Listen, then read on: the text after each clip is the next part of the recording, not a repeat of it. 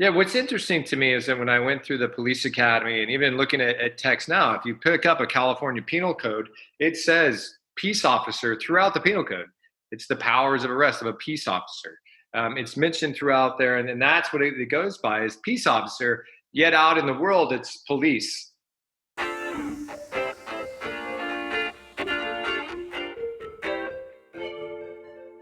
The big question is this: how do we take a seemingly ordinary world and make it beyond extraordinary? In yoga, there is so much more than meets the eye, and it's not just the things we do on our yoga mats that make the biggest difference. That is the question, and this podcast will give you the answer. My name is Austin Bitsis, and welcome to Life as a Secret Yogi.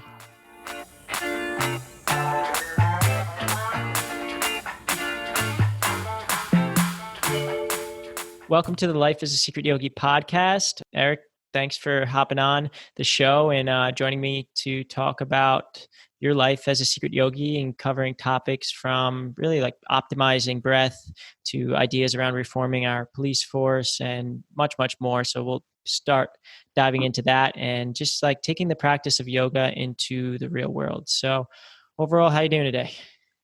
I'm doing fantastic today, actually. Awesome. So as we spoke about before, the audience of this show are those that really want to take the practice of yoga and meditation, among other related tools, into the real world.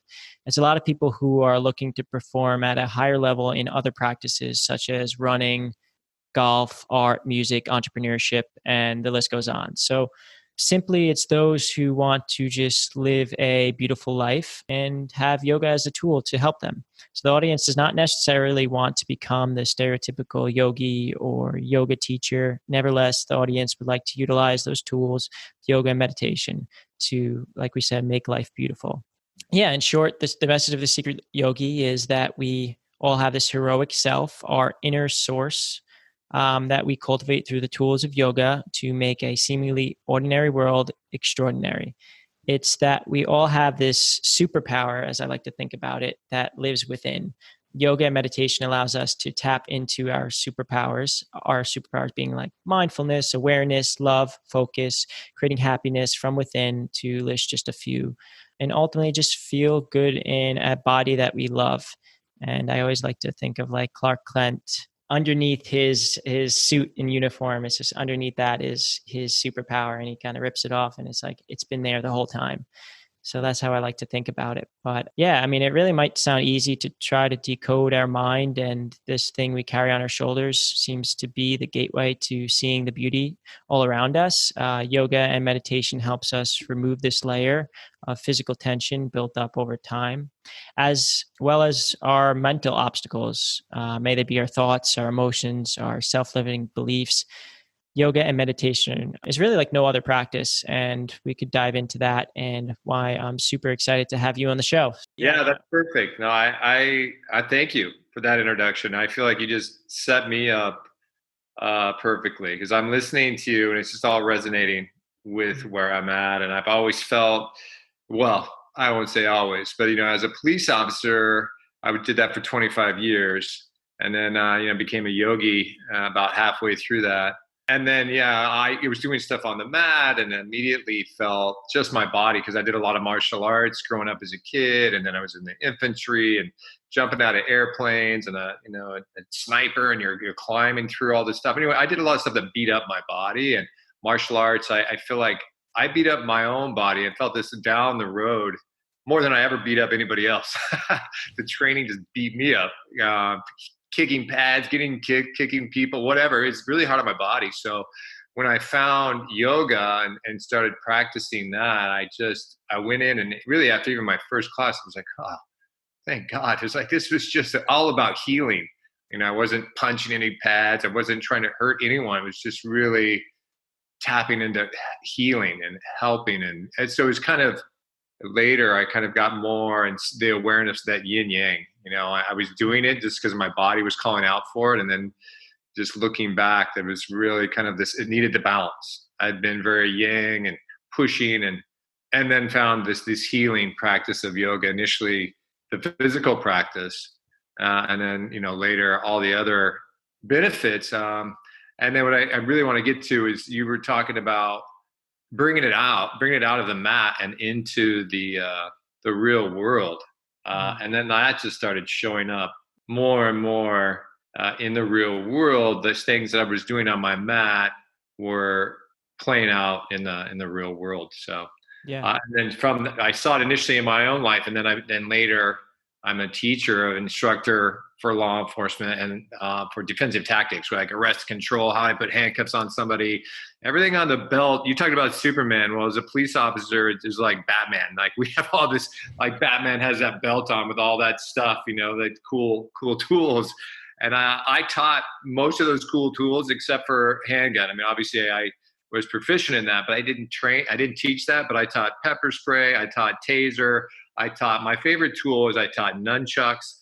I taught all those tools that were on my belt. So anyway, that was kind of my thing. And then I started going more. So it was very yang. And then I, even with law enforcement, started going to the yin and really, and now that's really the main thing I teach is to law enforcement is how to be at peace with themselves, and then how to connect and be peaceful with those around. So anyway. Yeah, no, definitely. And I'm just a very visual person. So that's kind of where I came up with the idea of as a secret yogi. It's like thinking about like this superhero within. And actually, I started off with my niece and my nephew, and it really resonated with them. And I'm like, if it resonates with kids, I mean, we're all kids once, and I think it would really resonate with adults and of all ages. So yeah, I mean, but my first impression of you after we spoke on the phone another week, you seem like this like ninja-like guy that you just had like life dialed in, and you told me all about the things that you were doing that you love and staying busy with the things that you love. I mean, you have such like passion in your voice. And as you just mentioned, you've been a cop for 25 years. You're a vinyassa and yin yoga teacher. You're a Wim Holf instructor. You teach cops everything from breathing to yoga. You love ecstatic dance. You're a Krav Maga ninja. I don't know what to call it, but and you do so much else. So, and this podcast is a place to share. So it's totally fine to brag a little bit with pure intentions. When you first meet somebody, what do you really describe to somebody what you do? And also, I love to ask you how you got started in all this, which you started to mention just before. Yeah. So I guess I'll just kind of answer the what you said, like how I kind of got into it and kind of my path. I feel like there was different steps along the way that, I grew up in Colorado, and martial arts as a kid, I started at 7, and Bruce Lee back in my day was a big thing. And it was the one thing that my parents kind of like, they were pretty open and they weren't really strict, but for whatever reason, martial arts Tuesdays and Thursday nights, I went. And I think that, my parents, they ended up getting a divorce when I was about 13. They would fight or whatever. And my mom was like, "Oh, you're my little protector." And wasn't even conscious of the path that I got sent on, but I became this little protector at 7 and got my black belt at 13 and then just was sitting on that path. And that be kind of a path that I just continued to go on. It was kind of my dharma, if you will. And so then I end up, and what was interesting is my passion was more like theater and like acting and singing. And that's like what my passion, and still is. I still love to do those things. However, my path and my dharma has been this protector. So from martial arts, ended up in the military, and like I said, jumping out of planes and doing that. And so the weapons came from my hands to my feet to like, sniper rifles, M60, like all that stuff. And it just kept going in that direction. And then I got out and became a police officer, right back to that protector thing. It just, again, was just kind of what I would feel like I was kind of meant to do, called to do. And then within that, about probably 10, 15 years in as a police officer, I started to see people going to yoga and would see them doing that. And then one day I went to Krav Maga actually to take a class, and they had a yoga class. And I just said, you know what, I'm going to try it. And I tried it. And then, like I said, my first one, it was so healing. And then I just was starting to dabble. And again, I think of the yin yang fact. So the first part of my life, the yin yang symbol, there's the yang, right? Which is kind of hard, but there's a dot of yin in there. So I feel like the first 50 years of my life was that very yang. And then there was a thought in the end. There was always this piece of softness, and it started to kind of foster that more.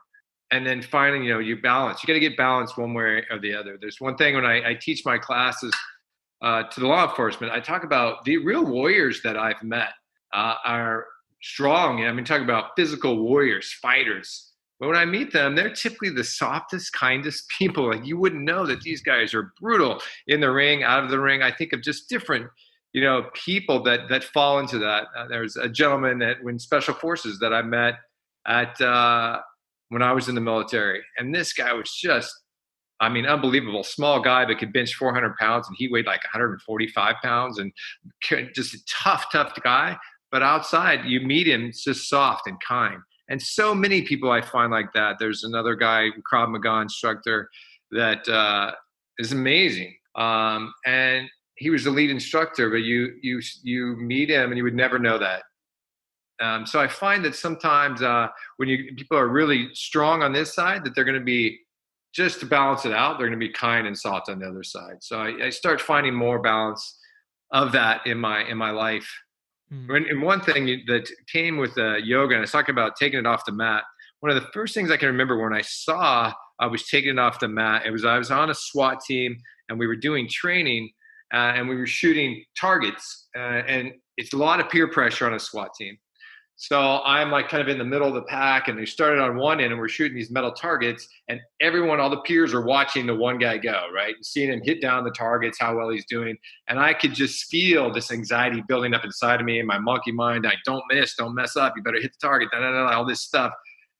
And then all of a sudden I remembered in yoga when we were doing like a deep pose, like even a warrior pose, but if you're there for a while, right, you can hold it, but then all of a sudden, after a while, the monkey mind, oh man, what are you doing? Get me out of this pose, instructor. We've been here too long. And then it's like they just focus on the breath.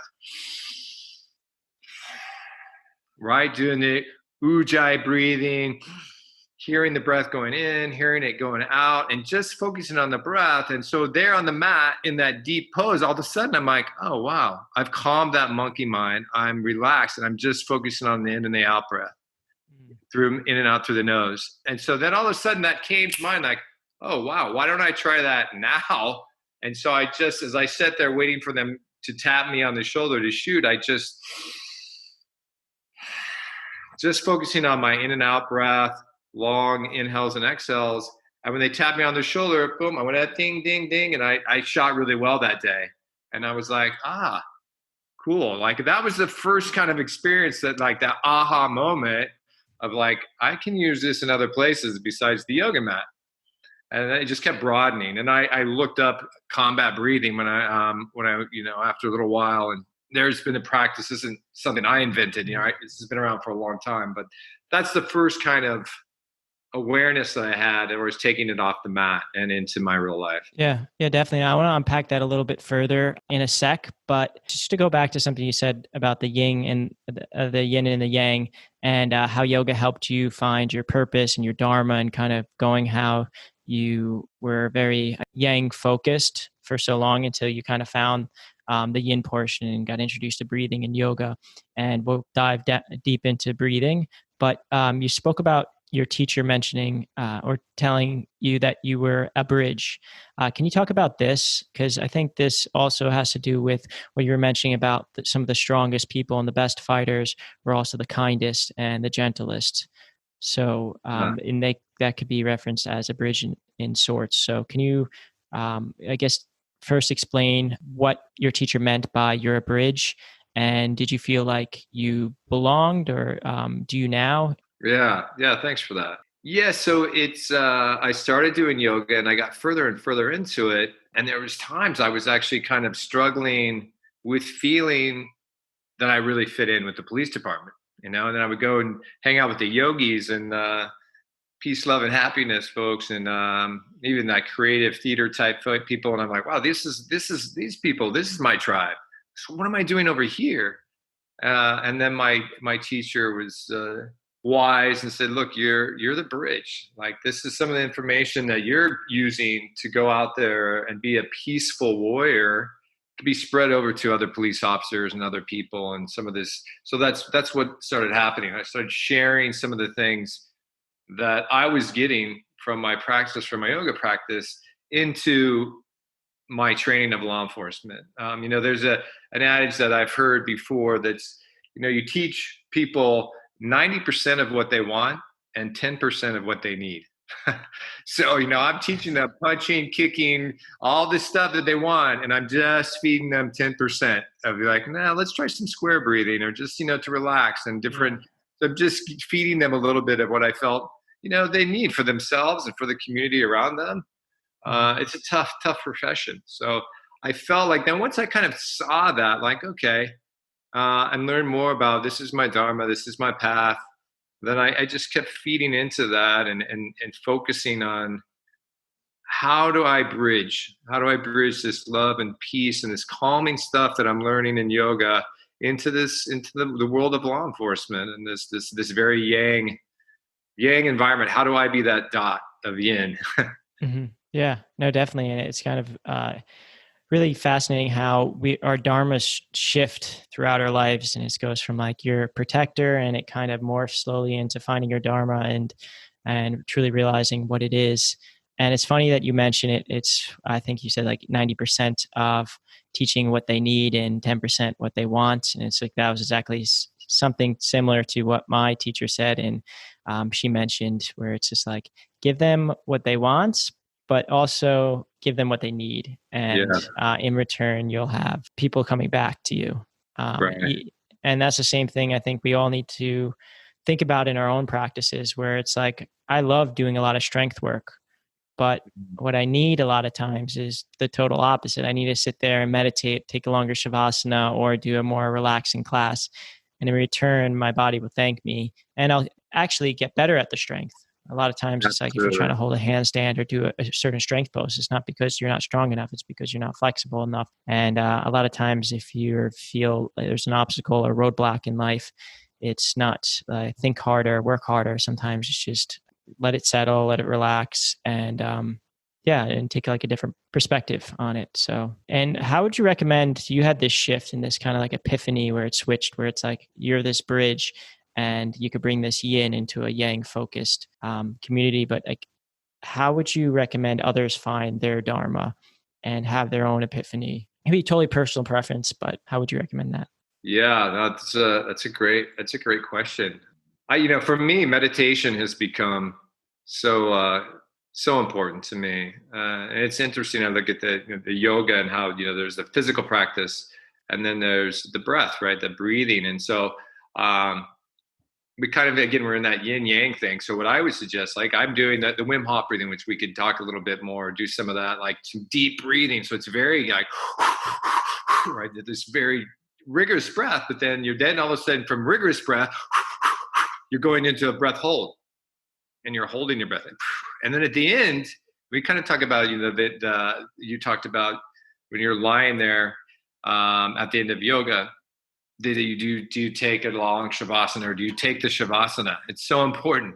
So what I would say, do a deep breath, man. Do something very vigorous, right? So you and even like a physical practice, you can do a strong physical practice, breath practice. So you really wear out that body. Even if you're a runner or whatever, you're not a yogi, then run. Go for a freaking strong run.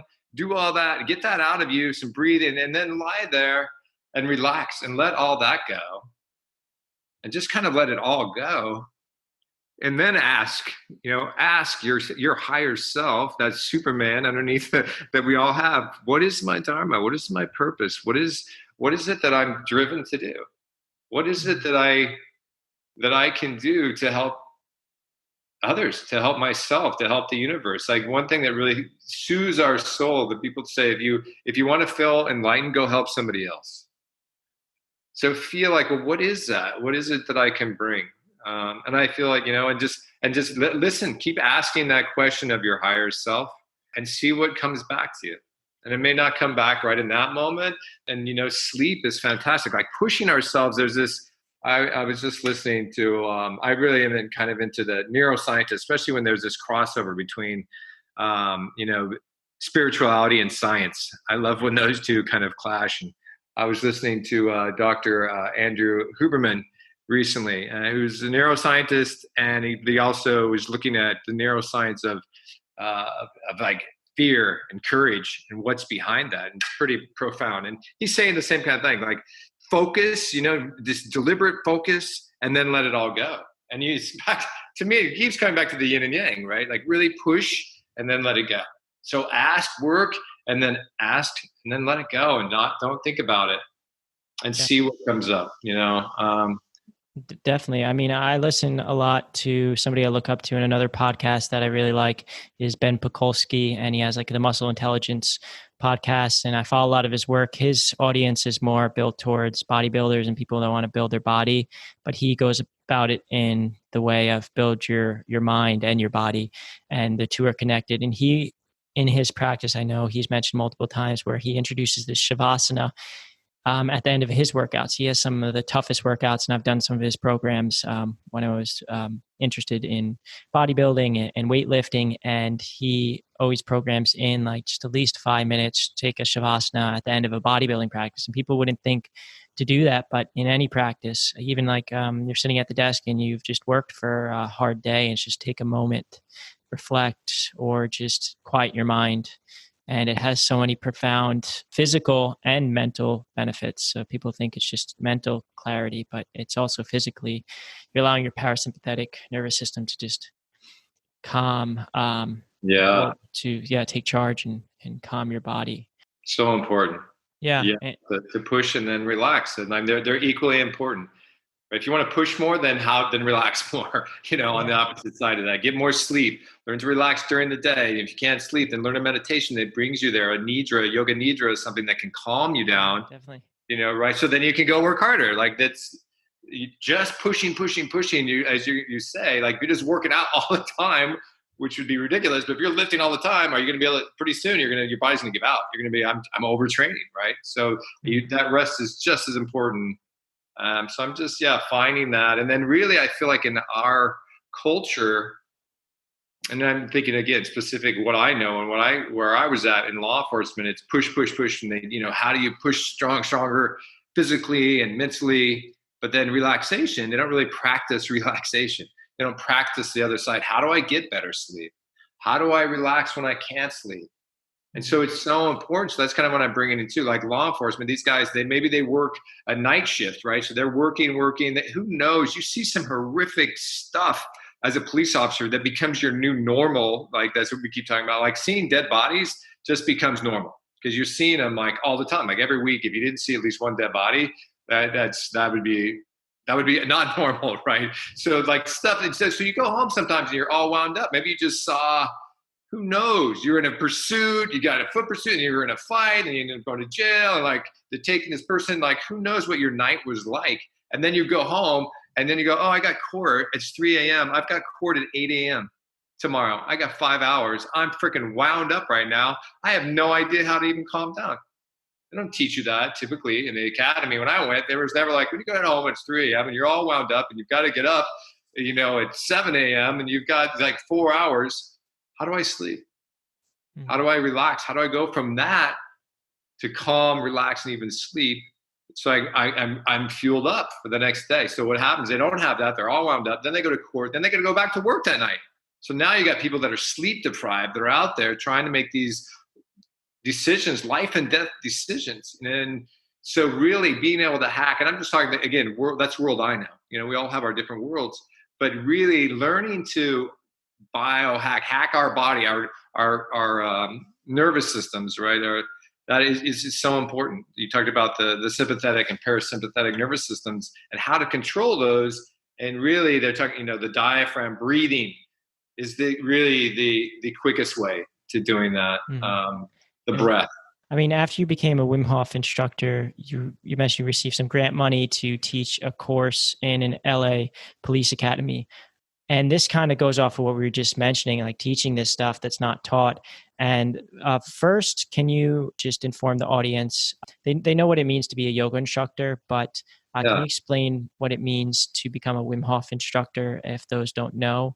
And without going into too much detail, because we are still going to dive into talking about a little bit about breath. So I want to hold that off to kind of really diving deep in decoding the breath. But could you just let listeners know what Wim Hof instructor means? Yeah.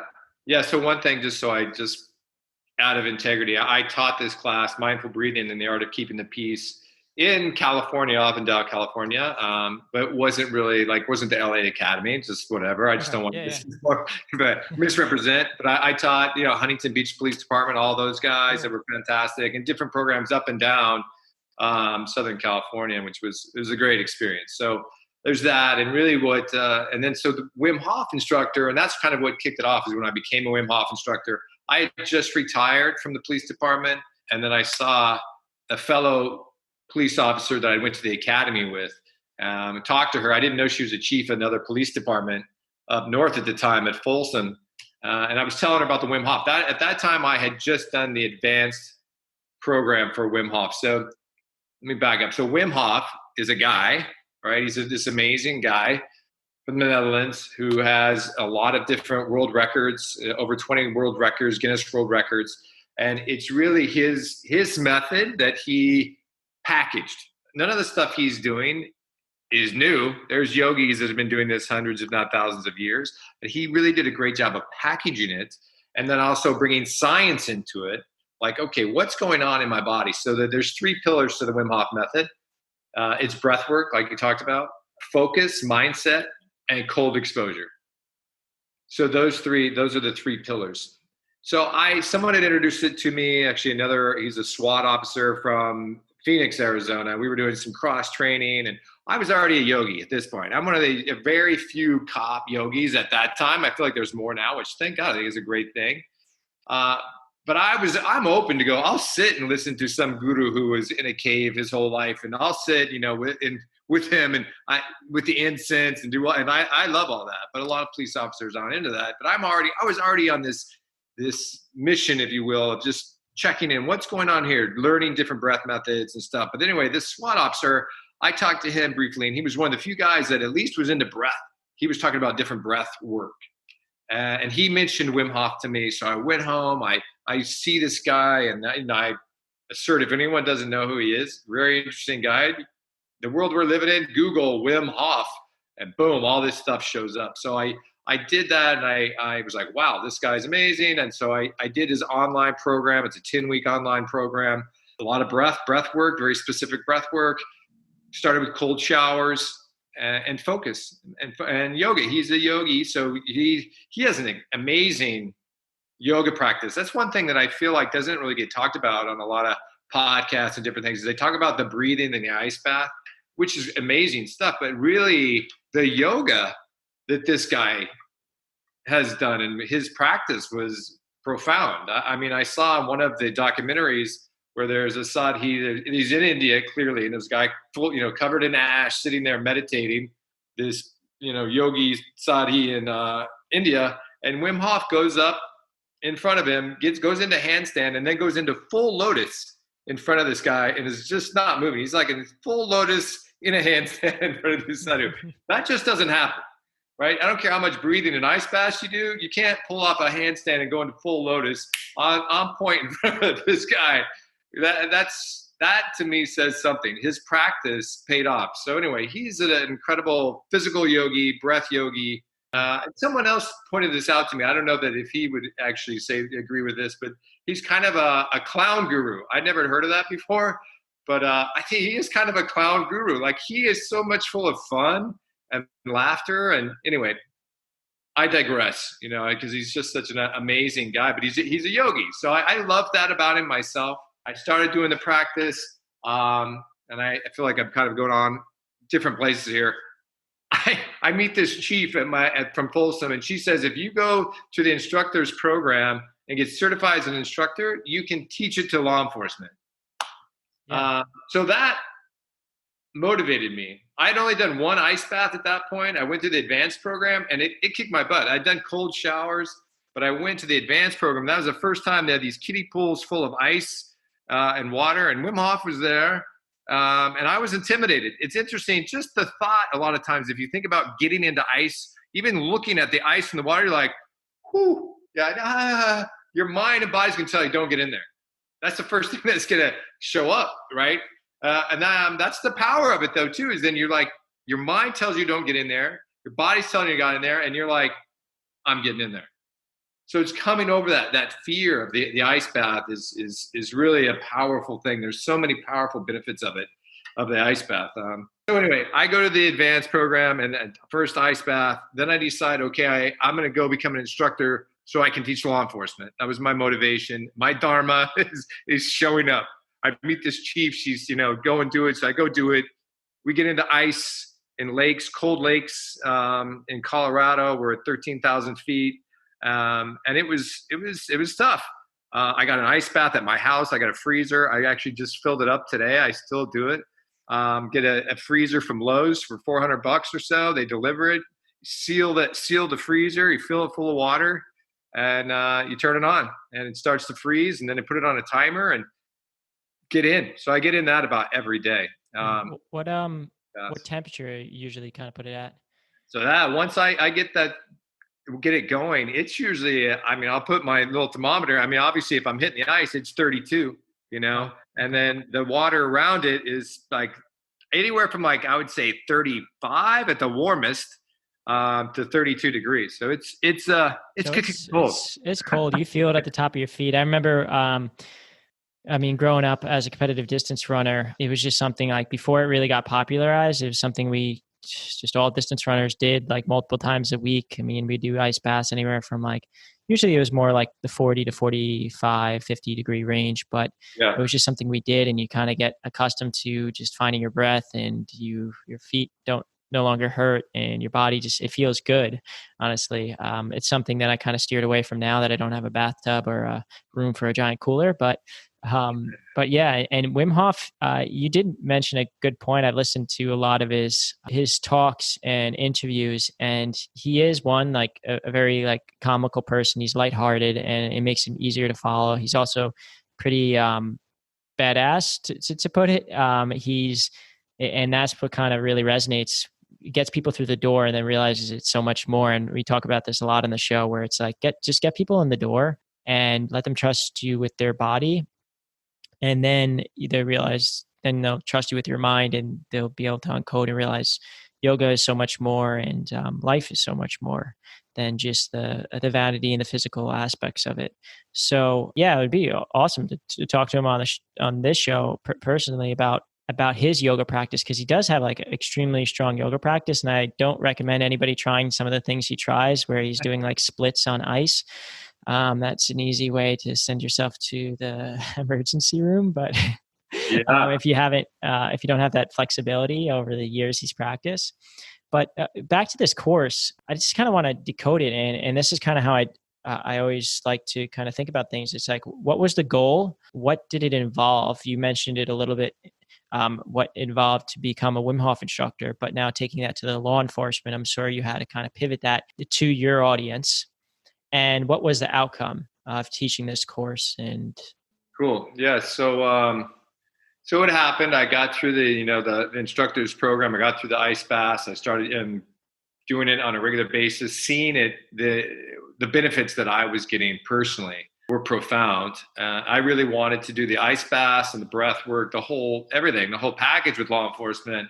Unfortunately, I got some pushback. They were not opening to doing the ice baths. They were like, whoa, we're getting everybody in ice and liability. And what is really interesting too is that cold water typically it's pretty safe. Especially if you're in there for less than 20 minutes, which we were going to be in there 90 seconds, but there's just this unknown of this fear of the unknown. So they wouldn't go for that. So I did the breathing. And then I've done other breathing practices, Patrick McEwen from Oxygen Advantage. I got into that and learning more about that, and just all different. Dan Brule, who worked with special forces. I did a lot of research to see all these different types of breathing.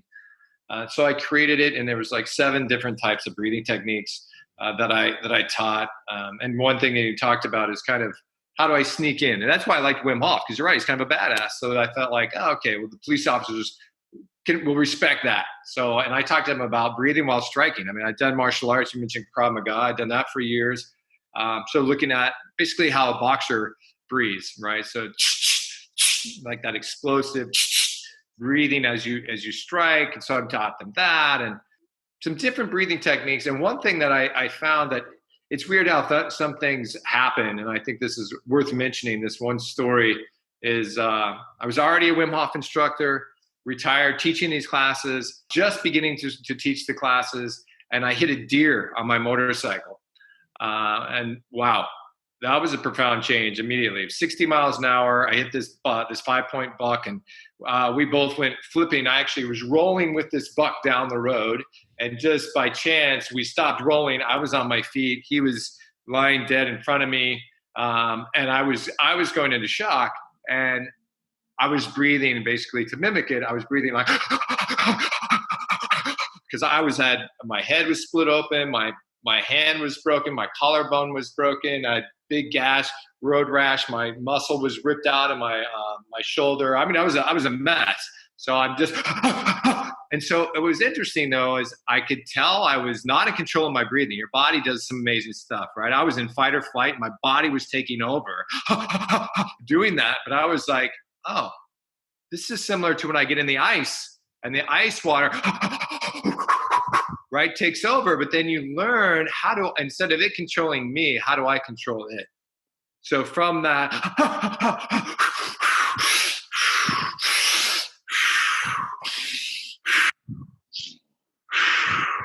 so basically I'm going from deep breathing with the mouth and then out through the mouth, and then going inhale through the nose, exhale through the mouth. The nose, breathing through the nose is the key. When I'm breathing through the mouth, that's a great way to go into fight or flight, if you will, right? To the sympathetic nervous system. But if you want to control yourself, get into parasympathetic, start breathing through your nose. And I learned that from the ice. I was in the ice, and this doesn't come easy. It still shit ain't. It's never easy, right? But when I first started, and I was in the ice, and I was doing that, and an instructor came up and was like, breathe through your nose, breathe through your nose. I didn't feel like breathing through my nose. Wasn't like survival told me breathe through the mouth, but I trusted this instructor. So I went from,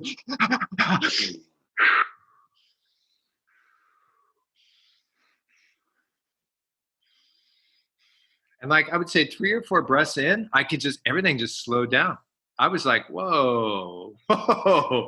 So I learned in that moment that if I could breathe through the nose in a stressful situation, my mind, it tells your mind everything's going to be okay. You're okay. And all of a sudden everything calms down and I can relax. I can be the calm in the middle of that storm. So I did that after hitting the deer, I ended up the same thing, right? You can't just go to a calm breath. You have to meet it where it's at.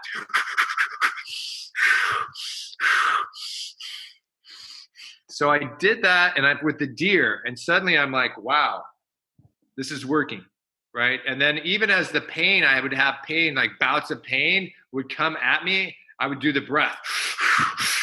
And I would actually then intentionally going into sympathetic, getting some drugs to ride some internal drugs, adrenaline, those types of things that would go on and into my body to actually help dopamine into my body to help the pain. And actually, when you get into fight or flight, some of your pain receptors shut off as well. So doing that intense breathing actually shuts off some of the pain receptors in your body. So I could do that through the pain. I did that throughout my healing, and it was really profound. Right? So I didn't have to take any of the medications they gave me. And the reason I'm telling this story is you never know. So when I brought it into law enforcement and I started teaching these guys, I would teach them the Wim Hof breathing. I would tell this story because I'm like, look, what if you're a police officer, you're in a situation, you get shot and you're still behind cover. You're still in the middle of the mix. The fight's not over. You're shot and you still got to carry on.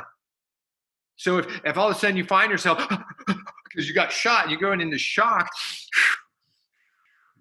how can you control yourself? Get control of that moment and drive on through the mission. So it was a profound lesson that I learned, kind of in the moment that I passed on to them. And I feel like it's obviously could be a valuable tool. And so that was really the thing that I wanted to practice with law enforcement is talk about different things that may happen from doing building searches to driving their car fast to getting in verbal confrontations to whatever it may be. Maybe somebody's yelling in your face, you stupid cop, you pigs, which we've seen, right, on some of this stuff, and they're just holding the line and they got people in their face just trying to tick them off. What do you do? How do you not get triggered, right? And to be able to breathe, doing long, like a shorter inhale, a longer exhale, to calm yourself down in those types of situations. So it's really, I feel like the breath brings us into the moment. and then we can like control our emotions. We can control ourselves, which is really obviously hugely important. Yeah. And what did you find was the outcome when you started teaching this to people, cops in particular, and also what did you find was the biggest obstacle? Yeah. So yeah, thanks for that. So, look, I knew this wasn't my first rodeo working with police officers, right? Did it for 25 years. And so, resistance against when you used to come in and they used to kind of call it, oh, it's just some kumbaya training, like they would push back. We're tough. We're like, we don't need this bullshit, that kind of stuff. So I knew that was going to be there. So that was the most difficult thing to overcome, if you will. So the way that I felt that I overcame it is like, how do I apply it to real life? Like the Wim Hof breathing I talk about, bring this to real. You're shot. You're there. How are you going to now get through it? So I would keep bringing it back when I would talk about circular breathing in and out through the nose. Dan Brule, who I mentioned, he has a good book also called Breathe that talks about circular breath in and out through the nose, and then square breathing, and how you could use that to control yourself in intense environments. And so we do scenarios. I had them doing scenario training, like, okay, now we're moving, we're doing searches through the house. Just try breathing in and out through your nose and just focus on your breath. And I had them do that. I'm like, ask them, how did that feel? And, without fail, they'd be, yeah, that actually felt pretty good. Because you want to be kind of in that zone. You don't want to be too relaxed, obviously. So you got to find that where I'm focused on what's going on, but I'm not overwhelmed with adrenaline. Yeah, yin and yang right there. Yin yang, yeah, and finding that balance, that line. So keep bringing the practices of the breath to how does this work in reality, and let's try it out. And that one thing that I just last thing on that I'd like to mention is right in the beginning of the class, I would tell them this. I said, I have one request of you, and I request that you believe in the possibility of loving each other, including yourselves. And saying that in front of a group of police officers, without fail, there'd be at least one guy that would like lean back and put his arm around his buddy and be like, oh, I love you, man, and like make fun of it. And then people would kind of giggle and laugh, right? I would let that happen. And then after that happened, then I would hit them with, and the reason I say that is because the number one killer of police officers for the last 3 years is themselves. And then I would let that sit in. And I would say, more police officers are killed by their own handgun, by pulling the trigger themselves, than anything else. And then, do you think they loved themselves? Do you think they felt loved? Do you think they felt loved by their partners around them? And then you could hear a pin drop. I mean, it makes me emotional thinking of it myself.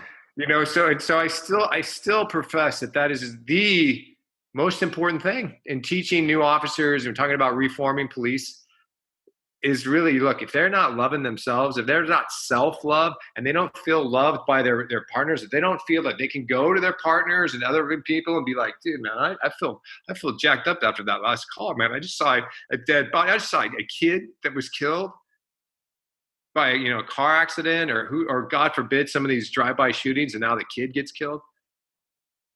Cops are people, man. And so they've got to be able to feel like they could count on their partners to love them and feel self-love before really I think we can ask them to go out and love the community and show love and compassion and empathy to others. They've got to show it to themselves. So I think that's important, is to go like with police and letting them know that it's okay. There's a time, and I segue a little bit off. I was fortunate enough to go with Casper. He's one of the lead instructors for the Wim Hof method, an awesome guy. And we went to San Antonio and we trained with the pararescue Air Force guys, the Special Force rescue, guys there. And those guys were awesome, man. Awesome. And we did some breathing techniques with them. And look, with your law enforcement, or you're like in the military and you're in the middle of the mix, you're in there and there's like shots fired and you're moving and you're seeing people get shot and all that. That's not the time. You can't sit down and cry, obviously, right there. You got to man up, right? You got to be yang. You got to be in it, keep flowing, keep breathing. I got this, and take care of what you got to go. and get you and your buddies home, right? That's you got to complete the mission and get home. It's all yang, all badass shit. That you got to be able to do that and control yourself from not having those emotions and showing up and getting in your way.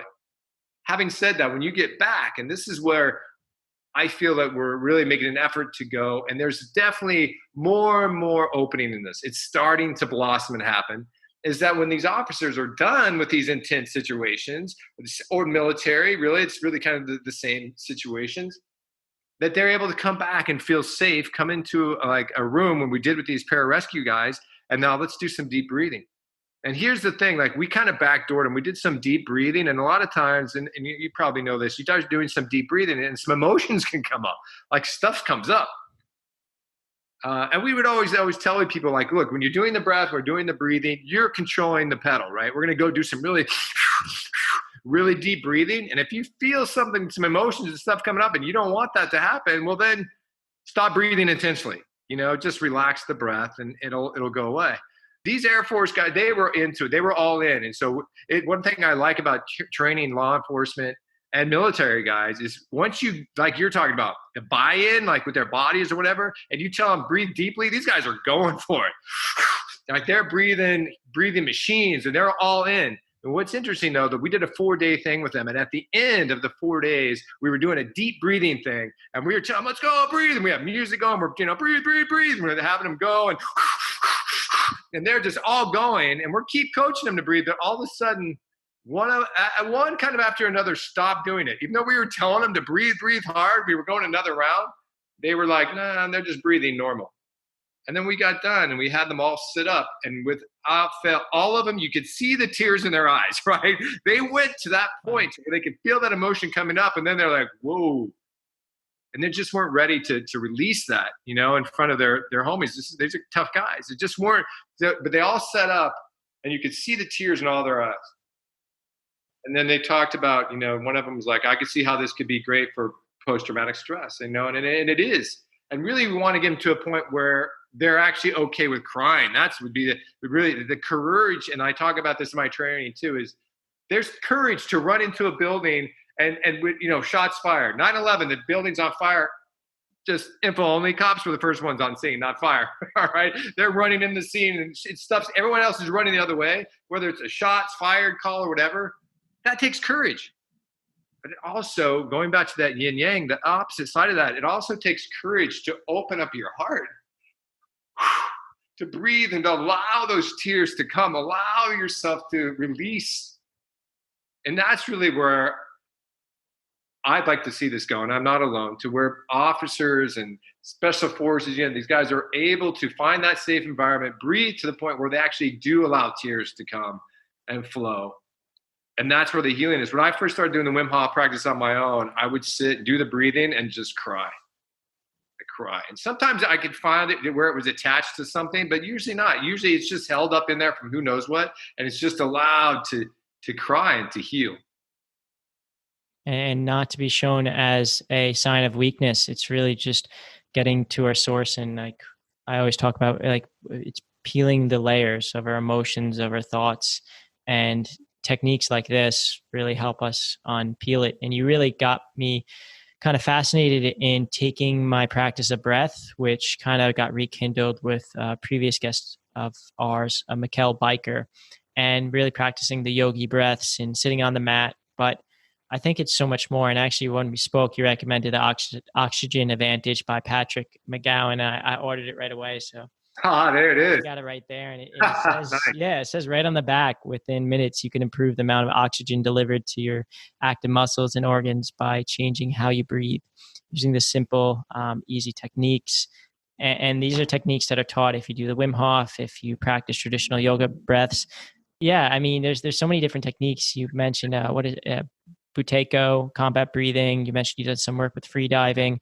And actually, Mikhail Biker really I'm going through his course right now, and he really kindled my interest in enhancing those yogic breaths. And then now taking one step forward, what I used to do, and what something that you've been mentioning, and you mentioned when we talked previously, is going for a run or doing something where you're only breathing out of your nose. And I'm like, wow, I haven't done that in a while. And I tried it the other day when I was running, and I'm like, at first I'm like, wow, it's hard. But then it's like, wow, this was kind of what was limiting me when I was a competitive distance runner, and I was just so calm. I was just having conversations with my friends for an hour or two running at, and now it's like I don't go running as frequently, and I'm like, I just don't feel as good.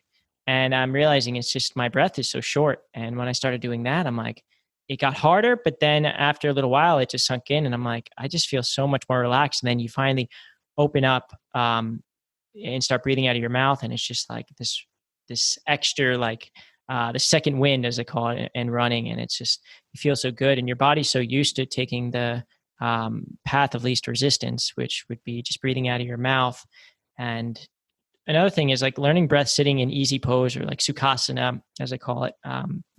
Sanskrit and yoga on a block or a bolster is great, but taking what you practice into the real world is like a whole new level.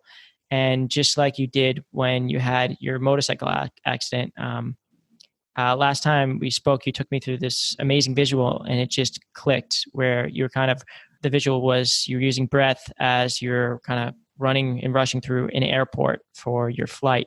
And yeah, I mean, would you be able to take us through this visual or another one for like a real life scenario of how you could use kind of like sympathetic, parasympathetic? So Right. like I do the different types of breaths.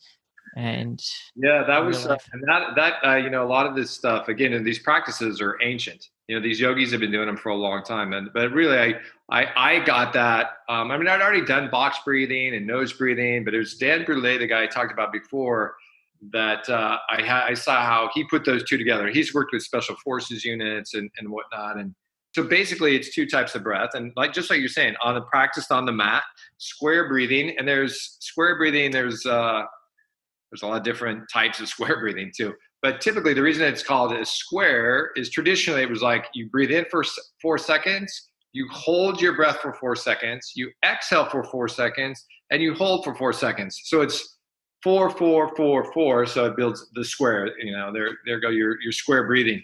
Now a little bit of just a little tweak on that. If they've come through the science and really looking at monitoring people, that if you do a little bit longer exhale, so you make the exhale like 6 seconds, and then you hold for 2, and then go, 4, inhale, hold for 4, exhale 6, hold 2. So that's kind of the square. Inhale 4, hold 4, exhale 6, hold 2. You keep that going, that actually brings your heart rate down and can relax and calm, and just like you were talking about, bring you more into a parasympathetic nervous system, right? That rest and relax. So that's one part. So it's really kind of two parts. So that's one part of the combat breathing. And then the second part is just circular breathing, where it's mouth is shut, in and out through the nose. So there's actually no rest at the top and no rest at the bottom. And that is just kind of getting you. And then a mantra, and what they talked about with the military. And the one that really I liked as well was, I got this. So as I'm doing this circular breathing, I'm just telling myself, I got this. To kind of keep any negative thoughts from coming in, I'm just saying this positive mantra over and over, I got this. So that's kind of the two parts. So then here's the example, and I like what Dan talked about with the special forces units guys, and I'll just kind of go over these quickly, but I thought it was awesome. He talked about these guys going over to get bin Laden, right? So they're getting on the plane, they're flying over there, and then, they're all good. You don't have to practice the breathing when you're all good.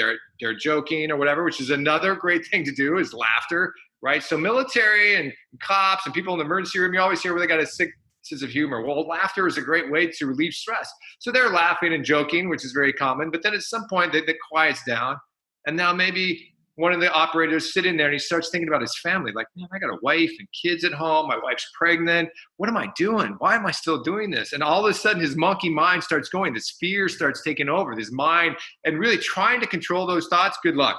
What you can control is your breath. Control your action, control your breathing, and then go to the thoughts. Don't try to do it the other way around. Go, okay, how am I going to hack this? Not by trying to think of something else. It's actually by doing the breath. So then that's when you go into the square, the breathing, right? So inhale for 4, hold. And if anybody, let's do 2 rounds of that right now. So everybody just relax. If you can sit up nice and tall in your chair, wherever you're at, it's fine. Just sit up nice and tall. Good. And then just come into your breathing initially, closing your mouth. All right, just notice the breath coming in and out through the nose. Just noticing that.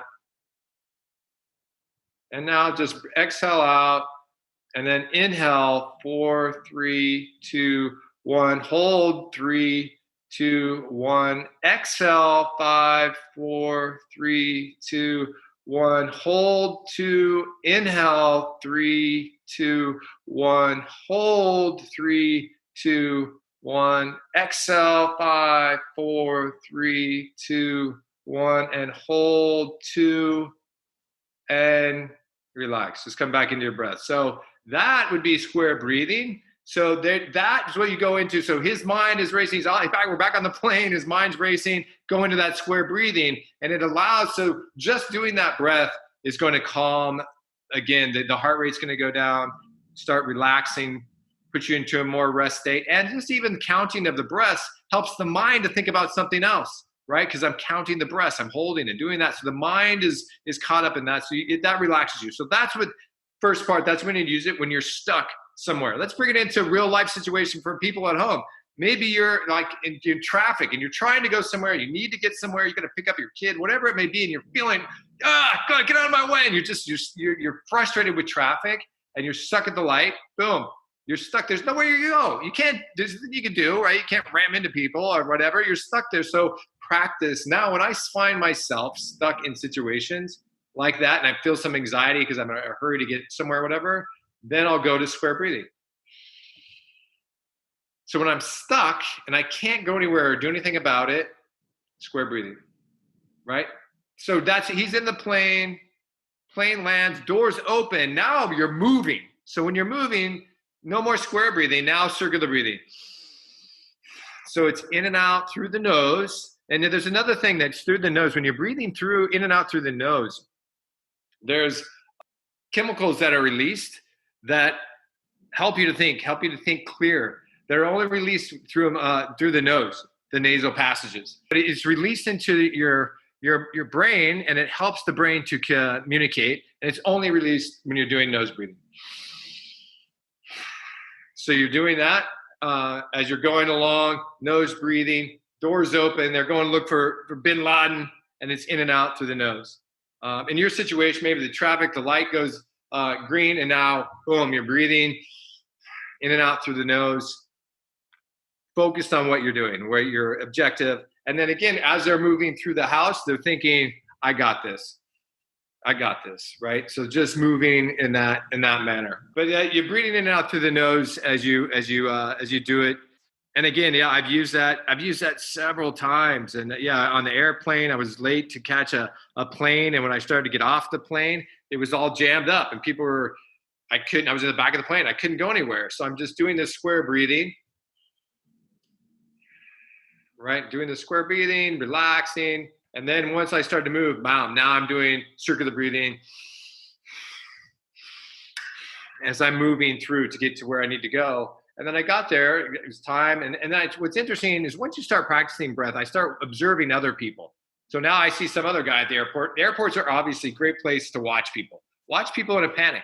I see this guy, he's breathing through his mouth, and I can just see, whoa, that guy is so stressed. And sometimes I still, look, I'm human. I have bad habits that I've had for a bunch of years. If I get wound up like, God damn it, where's my keys? I got to get out of here. And I'll notice I'm talking to myself, right? And when I'm talking to myself, my mouth is open. I'm not breathing through my nose. So the first thing now when I see that I'm doing that, okay, close your mouth, breathe through your nose. And immediately I start to relax, just like I made reference to earlier when I was in the ice and I was, and as soon as so you can do it in even less stressful exercise situations. So that's what I really assert to people is try it, try this out. Just notice when you're stressed, a little bit stressed. Am I breathing through my mouth or my nose? And probably you're breathing through your mouth. Shut your mouth and just start breathing through the nose and see if it makes a difference. It's a big thing that I believe in is like, okay, you can hear this stuff, you can practice it on your mat. Now go out and practice it. Which is another thing that I really liked about Wim Hof. He taught all these different breathing techniques. Then he's like, now go out and breathe. Learn, let your body and your mind and your spirit try new things. I was bike riding up some hills yesterday and I was practicing I was practicing just different breathing techniques in and out through my nose to see how it felt in my body. So that's, he says nature is his biggest teacher, and, allow your mind and your body to try different things. Yeah, no, definitely. I actually really like that. I didn't know that was a quote of his, nature is your biggest teacher. And that's why you hear this thunder is incredible. It gives us like a nice backdrop. So I hope it's coming through the mic. Normally people would say, I hope it's not coming through the mic, but I think it's a nice backdrop. Yeah, I want to speak on that because you said it's the second time, and I thought it the first time, and I just want to say something really quick about that because it made me think of it. And then yesterday, so I was riding my bike. It was 90.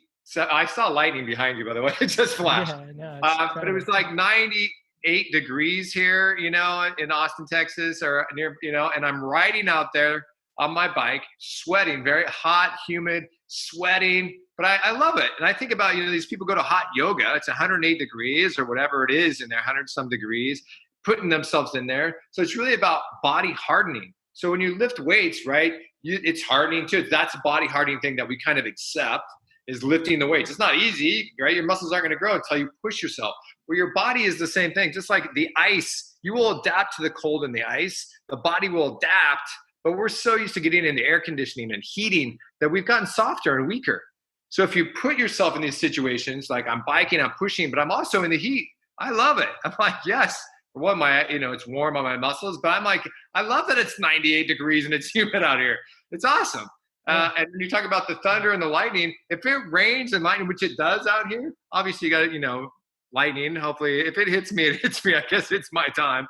But I'm gonna get out there. I'm going to the river. I'm gonna get out there in this rain and then freaking awesome. Like there's a Casper who I talked about. He has this little great post. Like I saw on Instagram. He's running. It's raining and he's smiling, running in the rain. He's like, awesome. Like this is what a great opportunity. Like let these elements be our teachers. And don't let them, oh, well, it's raining today, I'm not going to go on a run. Oh, it's raining today. Cool. I'm going on a run. And to me, I think of being playful. When I was a kid, if it was raining, I'd love to go out and play in the puddles, ride my bike, right? So step into that, let that inner child go out there.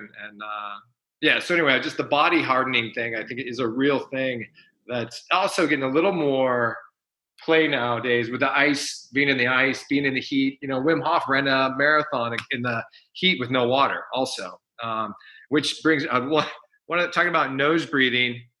If you breathe out your mouth, you get rid of 40% of your hydration is lost through mouth breathing. Wow. So if you're mouth breathing and working out, you're going to lose a ton of hydration. So breathe through the nose and you're going to save your hydration.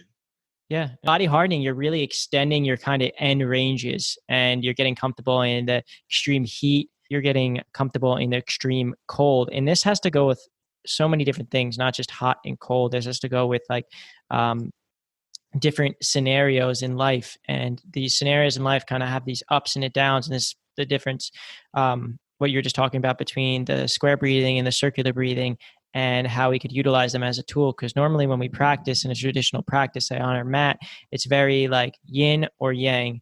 And rarely do we kind of combine the two. I mean, yeah, we add a shavasana at the end, but in life, sometimes there's no time to just go lay down and take a shavasana. You have to be able to be active in both a yin and a yang at the same time, or turn on and off really quick.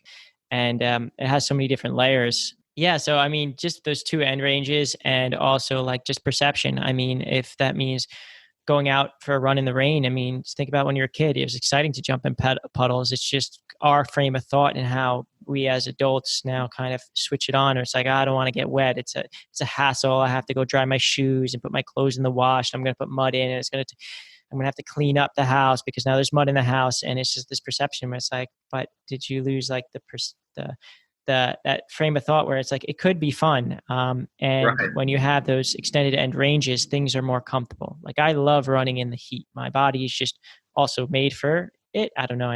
My body doesn't overheat very well as it gets cold, but like I've been able to, even on the cold end, like go surfing in the wintertime and really extend my own end range where my fingers turn white, honestly. Like if I have the air conditioner on for too long and it's the summertime, I have like Raynaud's and my fingers were turned white. My body just was not made for the cold.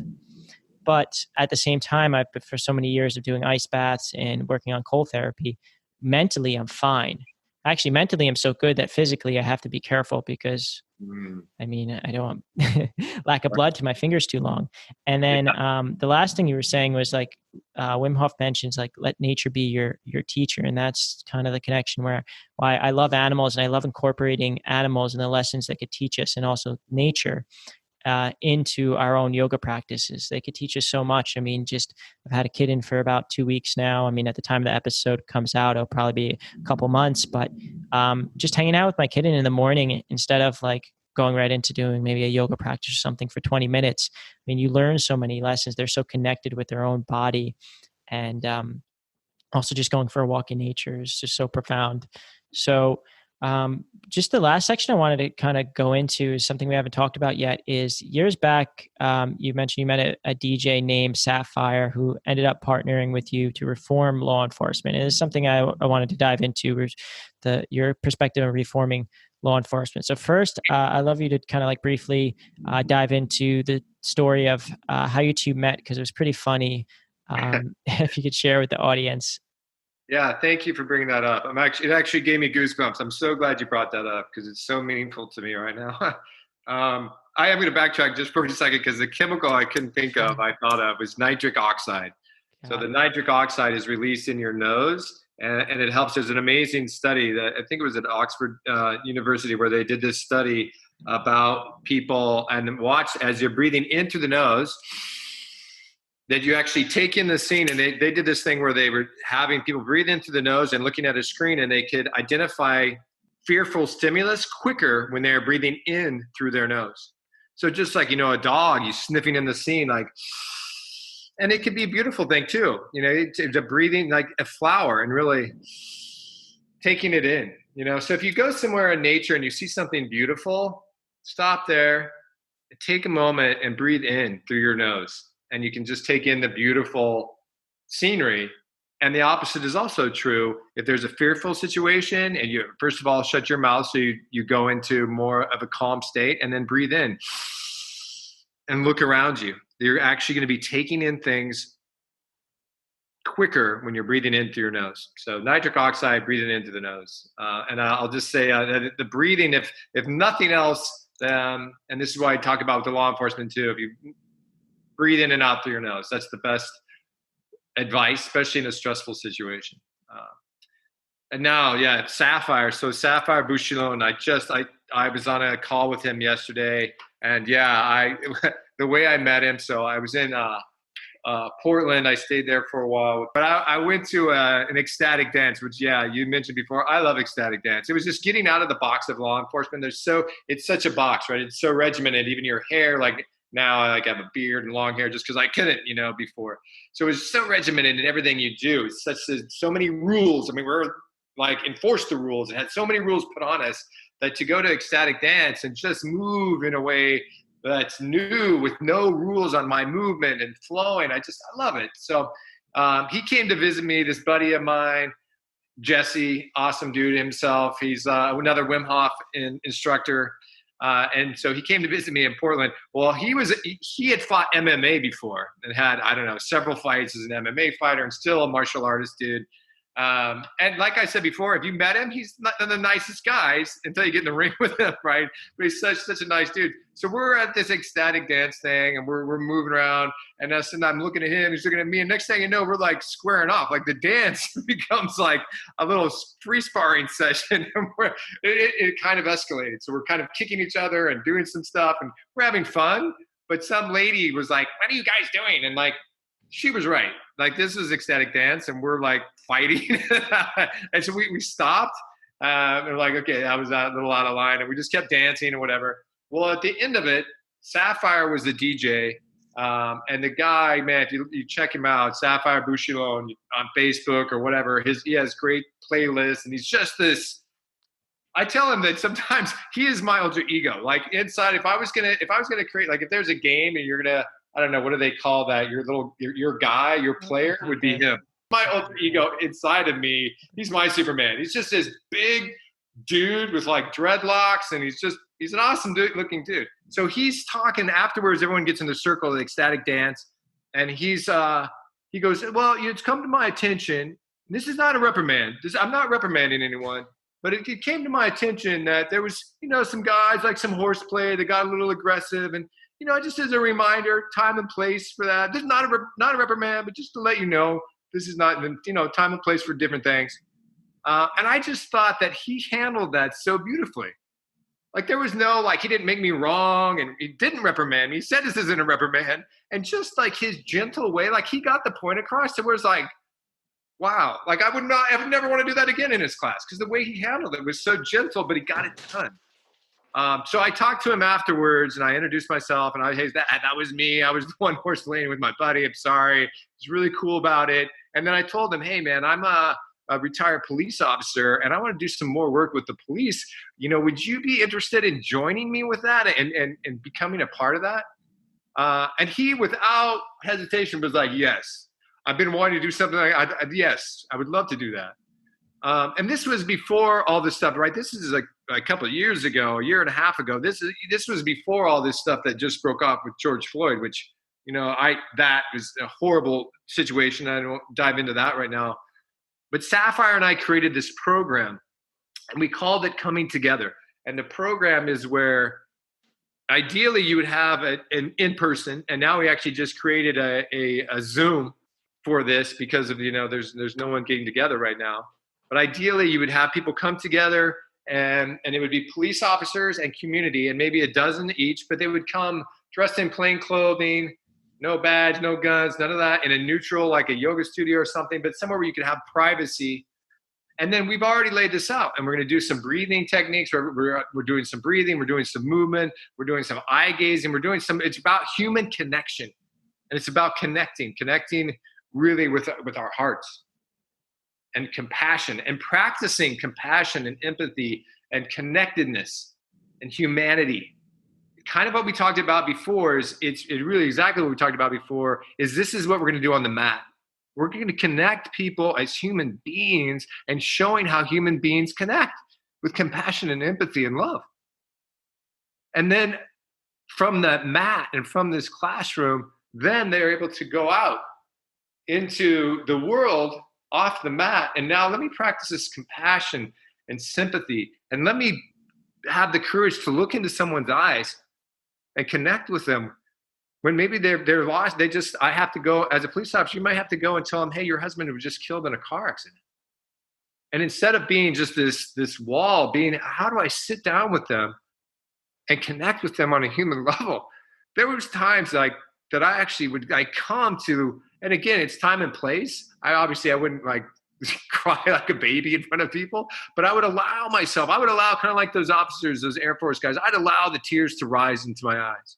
So when I'm connecting with the people that they're like, wow, they show this officer cared. He gave a shit. And I think that's what we want to do. It's just to really come back with humanity. And officers, a lot of them, look, they're all human, amazing. A lot of them are great, loving people, but the training has been, and look, I don't want to just stereotype across the board, but the training I received was you need to control all that at all times. You need to control, put that stuff aside. You can't show your emotions and just kind of be robotic. And you can't be attached to that. And they say, if you can't take that stuff home with you and blah, blah, blah, which I get it, but you know what? That you're human. And it just didn't work for me. And the more I started connecting with people on a human level, the better I felt. From doing this. So that's the idea, is to connect people with humanity and feel what it's like to connect. And then also on the other side too. So now these people that are civilians, and we want to get people from all walks, it'd be great if we had people in the class that was like police officer, and we had a guy from Black Lives Matter in there who wasn't happy with, and they were able to come together, but to leave all that outside. Leave the gun and the badge and the police officer thing. Leave the Black Lives Matter. Leave all that outside the door and come in as human beings, and then connect in this class, and then walk out. And then on both sides, maybe the civilians that were in the class, and it could be like not just Black Lives Matter. It'd be nice to have a mix, somebody like that. It could be somebody like a city council member. It could be the guy that works at the gas station. It could be different stuff. A guy that got out of prison, but people that are willing though to come in, they've got to be willing to come in and shed that and come in with open heart. Say, hey, you're going to be open. Are you open to having peace, love, and compassion in your life?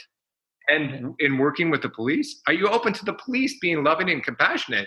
I mean, that's one thing that I guess I want to assert is like, what do we feel like we want the police officers to do? Do we want them to be more loving, compassionate, and empathetic? I would think so. So if that's the case, I ask people, well, where are you at with dealing with them? Are you coming with love and compassion and empathy for their situation? Or are you coming at them with anger and hate, which is okay. Look, it's an emotion. Stuff happens. It's like, violence begets violence. Anger begets anger. That's normal.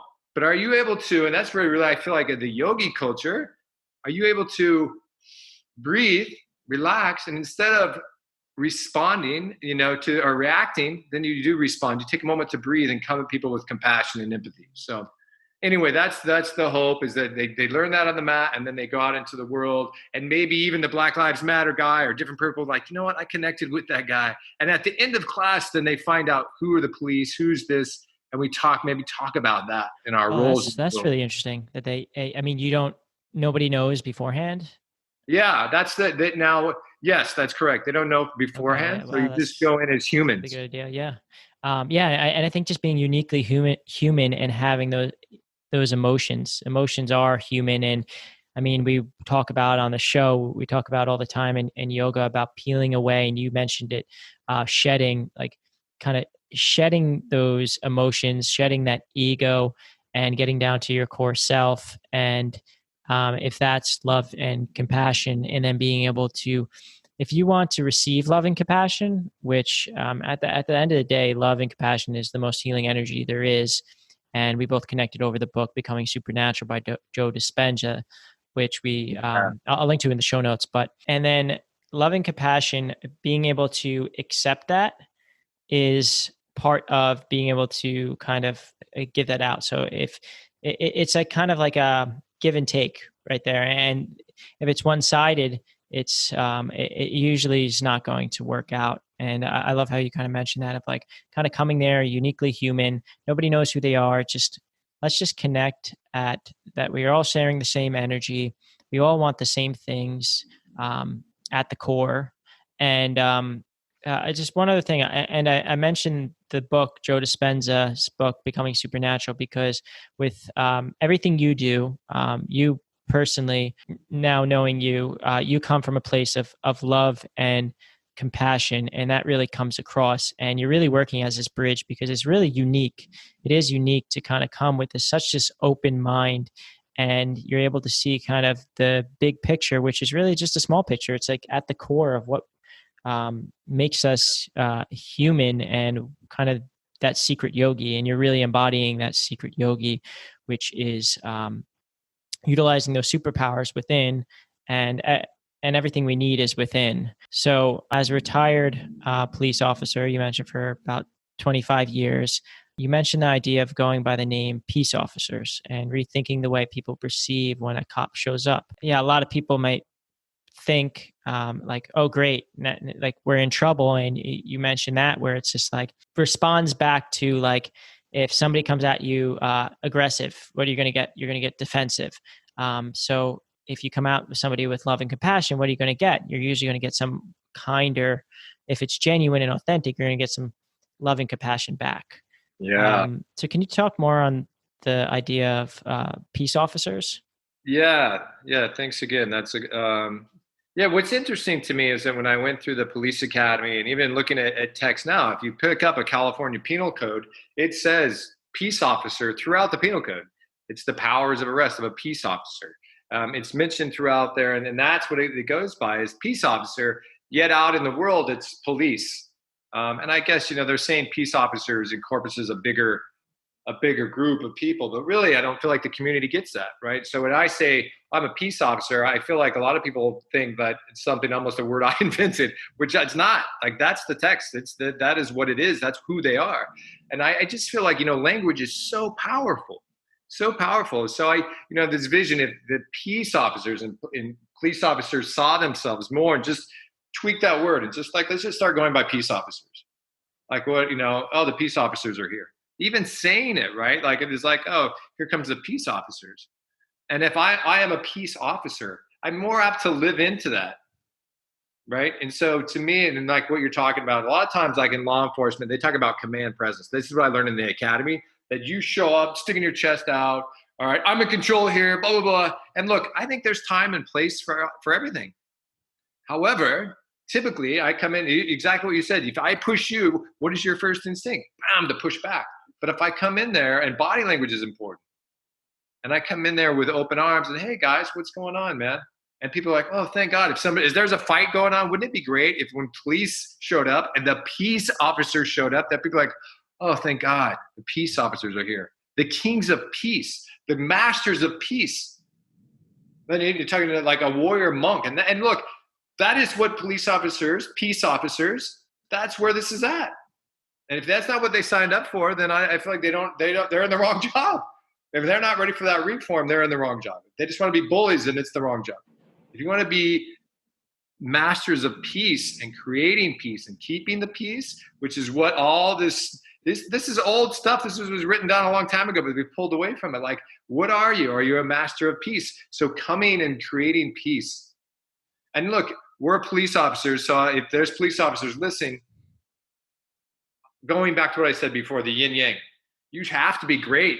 There was another study done that was done on martial artists that showed that martial artists that were police officers had less uses of force, not more, because they can come in without fight or flight, without fear, because they know. So if I'm talking to someone and I'm being peaceful, like, hey, buddy, what's going on? In the back of my mind, I'm playing another role.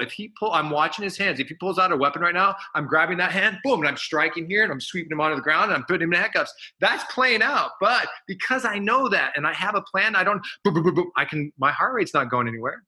Because I know what I'm going to do. Oh, now he's doing this, and now I'm going to do this. So I can be at peace. The more prepared you are, the more peaceful, just anything. Think of like you're going to take an exam and you didn't study. You're going to be like anxious and like nervous, right? But if you studied and you're ready, then you're like, I'm good. I got this. So it's that always going back to that yin yang thing. So the more I'm prepared as a police officer, if things go sideways right now and he pulls out a gun, I can pull my gun out if I need to. Like the more I'm prepared on that physical level, but the more peaceful I can be.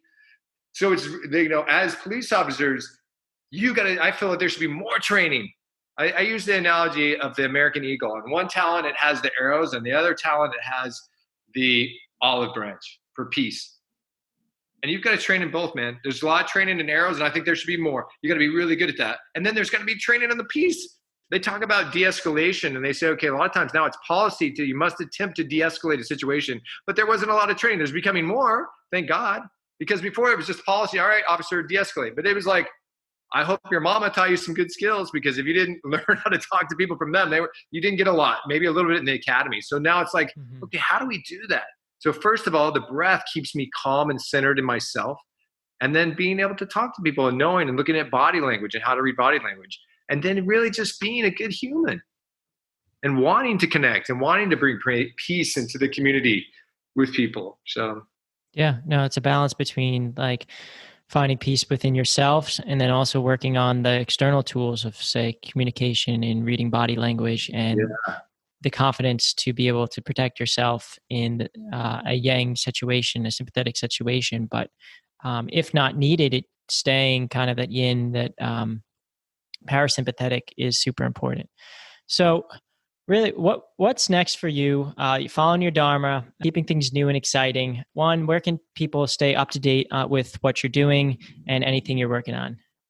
Yeah, thanks. Well, it's interesting. I am just started working on a website for myself and doing some work. When I retired, I was like, I'm retiring, man. I'm just going to chill.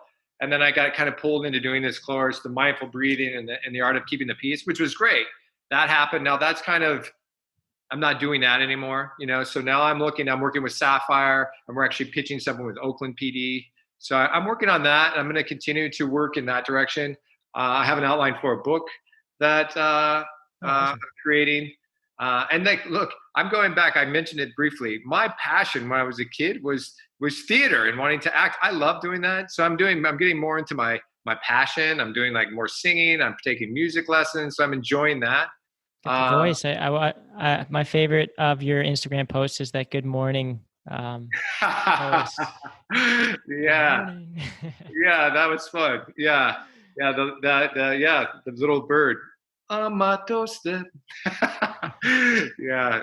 Anyway, yeah. So I'm doing that, man. I'm finding myself singing a lot and just enjoying. Awesome. Yeah, and then open to definitely my dharma and what is my path. And so I'm working with a couple different groups right now, and we'll see where that goes. And working with law enforcement, and on Facebook, it's Stephen Erik Milosevich, and which is it's my first name is actually Stephen, but I go by Eric. And then Instagram, Rock the World, which I got to give a shout out to my daughter Hannah. Like when I first heard about Instagram, of course, my daughter was on it before I was, and I was like, "What's this?" And so this is when she was still in her teens, and so I'm still kind of like father looking over her, like, "What are you doing? What are you on? What is this?" So of course I'm going to get on it because I want to. It's kind of like keeping the father looking out for my daughter. So I just came up with it with her, Rock the World. I don't know where that came from, but now I actually love it because I love traveling. And last year I went to Bali and Thailand and Guatemala and Ecuador, and I was supposed to go to Europe this year, but COVID, shot that down. So I bought a house in Texas instead. But yeah, Instagram, Facebook, and again, I'm working on a website. I hope to do more training for law enforcement and also civilian people. It's a scary time. I mean, I actually made a post, and I had fun with it yesterday. It's on Facebook where I rode my bike and then I swam in the river, and then I came out with a stick. And I was like, I'm doing Navy SEAL training, and I was having fun with it. But then it's interesting. This times right now, I have never had more people tell me they're buying a firearm. People that yogis that have never, they're ahimsa, like no violence, but they're like, I need to protect myself. And I don't know about you. I can only speak for myself. The idea of defunding the police and having less police on the street, that does not bring me scary. Yeah. That scared me, right? Like if they're not okay, we're getting rid of the police. I'm like, oh shit. Well, I better buy a gun. Less speeding tickets. That's nice, right? But I'm not. I'm a little. It's scary, and there's more, violence, different stuff going on. So I'm looking at training civilian people too on gun handling, basic gun handling kind of stuff, self-defense kind of stuff in a very conscious way. Because if some people are like, I'm going to run out and get a gun, but then they don't train on how to use it, then that's a big mistake. And secure the weapon. Hurt yourself, yeah. So anyway, because you're okay, I mean, doesn't mean that your loved ones would be okay. Just because you could defend yourself, you have to be conscious that like there's other people besides you that you care about. So yeah, no, I totally agree. And buying a gun, it's really obviously it's a big thing, and there's more people are killed by their own guns or like kids getting a hold of the gun. There's more tragic stories and statistically on that kind of happening with the gun than having a gun and protecting yourself. So just know that and be knowledgeable. So get trained in it and then lock it up, keep it secure from kids so they can't get to it. And then I've heard stories where somebody bought a gun and then something happens and they didn't get the training and then they pull out the gun. They don't even know what to do. Yeah, how to give use it to somebody else that could use it and possibly put you in harm that wouldn't have been able to. Right. And also, I'm a big advocate of, and we get pepper spray and wasp spray. This is all awesome, and I'm super excited. I love to stay in contact with yourself and kind of the things that you're doing. A lot of the things that you're excited about and passionate about are things that I'm also passionate about, and so I'm really excited to see where it goes and things you're working on, your website, your book, and if you want to hop back on the show and talk about some of those things in more detail, I'd love to have you on. But yeah, awesome. Erik with a K, by the way. That's right. Yeah. So everyone's spelling it wrong, and it's ERIK. But yeah, no, thanks so much for hopping on this show. Yeah, Austin, I was really happy to do it, man. And I feel like sometimes you just click with people, and that's how I felt with you right away, man. So it was really a pleasure sitting here talking with you, man. 3 little birds on my doorstep. This is my message to you. Don't worry about a thing, 'cause every little thing is gonna be alright. Sing, don't worry about a thing. 'Cause every little thing is gonna be all right. So that wasn't my best version, but really, people, that's good, man. Just be peaceful, love, and happiness. It's all gonna work out. Thank you all so much for being here. I am truly grateful for your time, and all of you have taken part in the Secret Yogi Society to make life beautiful through bringing together a community of like-minded individuals to go about life's journey together. I appreciate you all that have left a rating and review in whichever platform you're listening to this episode right now. So if you haven't left a rating or review thus far, if you could please do so. Your reviews help push this show further and in turn directly support all those who have joined the Secret Yogi Society. For more information on the Secret Yogi Society, check out our hub, which is www.secretyogisociety.com. From there, you can find all the links to our Facebook group where we are constantly supporting each other as a community and discussing the latest episodes, our Instagram, where we have short, thoughtful quotes and reflections from recent guests, and finally, our newsletter, which is a list of upcoming events, free live yoga classes, and meditations, and a lot more. So all this will be in the show notes below, and have an amazing day. Namaste.